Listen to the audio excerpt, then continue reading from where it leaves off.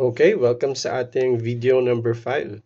So for this video, sasagutin natin yung tanong, manipulated nga ba ang financial markets? Kahit ano pa yung tinitrade mo, kahit yan pa ay stocks, cryptocurrency, or commodity such as oil, lahat yan ay heavily manipulated. So, merong mga entities sa financial markets kung saan nakakapag-dictate sila ng direction ng market.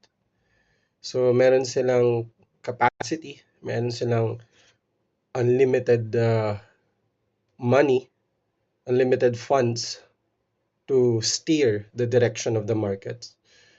So, ibig sabihin ba nun ay hindi ka nakikita sa trading kung ito ay manipulated?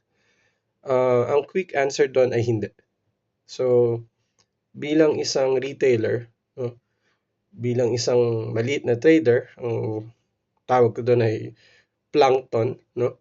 Tayo ay isang plankton lang sa ocean, no, ng financial market. So kikita ka pa rin. So kinakailangan lang ay alam mo yung psychology, no? Ng market. Yan yung pag-uusapan natin sa mga susunod na video or videos. At aside from that, kailangan nating maging realistic, no? So, makikita natin maraming different narratives sa market. Madali tayong madala doon sa mga narratives na yan. Madali tayong ma, mapapaniwala.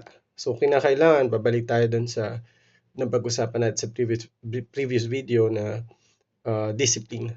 So, again, totoo na ang financial markets ay heavily manipulated. May magagawa ba tayo doon?